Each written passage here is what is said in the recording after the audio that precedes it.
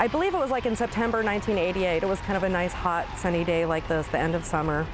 And Chris and Kurt and Chad and Tracy came up in their old white van from Tacoma. Chris and his girlfriend Shelly lived in Tacoma then, and Tracy and Kurt lived in Olympia.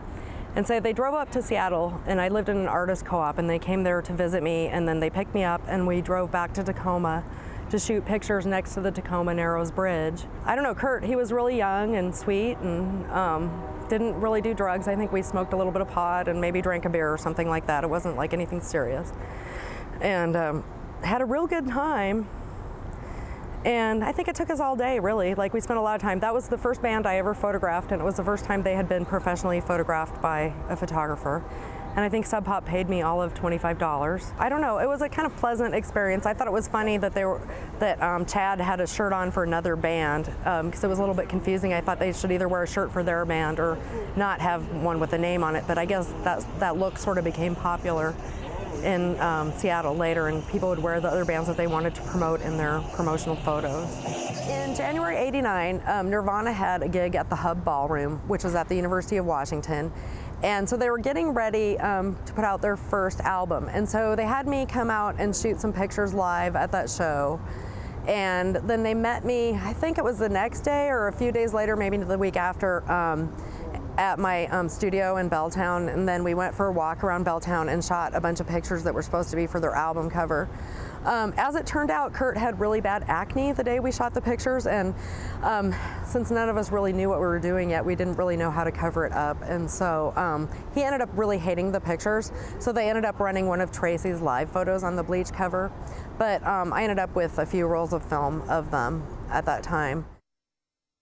Dear long-lost grandparents, I miss you very much, which is no excuse for not visiting. I'm very busy living in Olympia when I'm not on tour with my band. We've put out a single just recently, and it is sold out already. We are recording for our debate LP this Monday, which will be released in March. In February, we are going to tour again to California. Then we'll be back in April, only to take a break, then on the road again. I'm happier than I ever have been.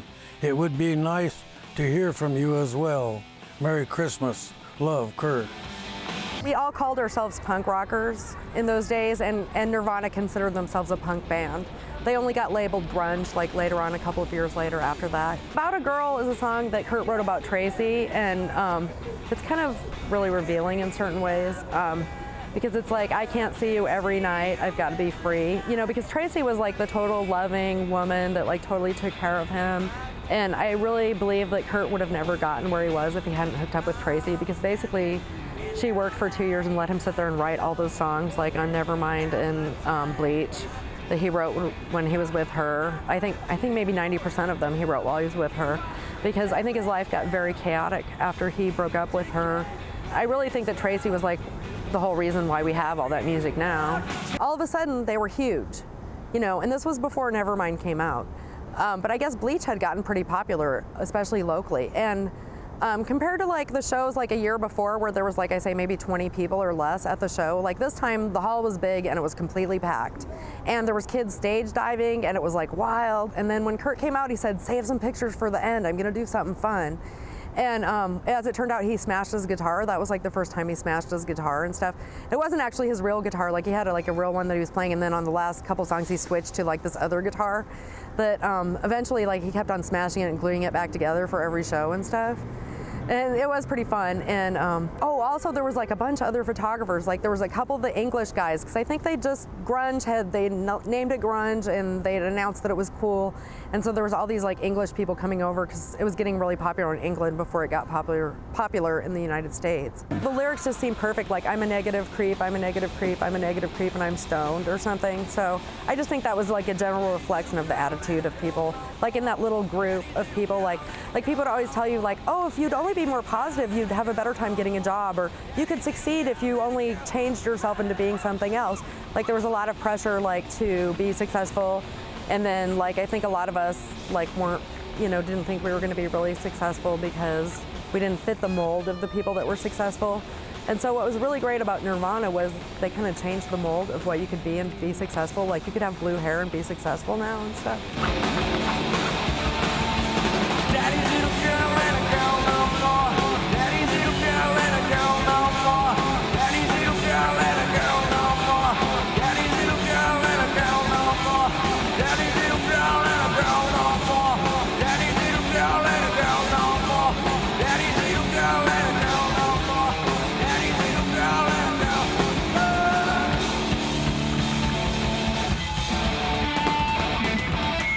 It was so great to see like my friends, who no one ever thought we'd really do anything. Like suddenly they were like really popular and like on TV, and Saturday Night Live was great. Like, cause that was like the really big deal. Everybody loved Saturday Night Live, and like for them to be on that was so great. The American public wanted another hit like Nevermind, and so he said he was gonna give them something that was really angst-ridden and hard to listen to that didn't have a beat. Because Kurt liked to torture people. He didn't want all the jocks and cheerleaders into his music. It really upset him when all the people that used to beat him up in high school got into his music. And so he wanted to make it obscure again.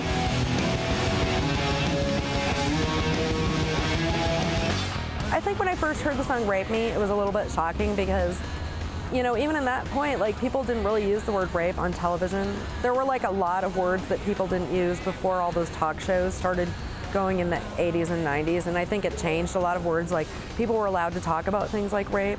Kurt was always really political, and he hung out with a lot of young feminists, including myself, and so I think that was almost like a feminist anthem for him. Courtney is a very intelligent, highly creative, interesting person, but she's also a really big liar and kind of really vindictive and really jealous, and so it's kind of like good or bad, and you can't really tell which it's going to be.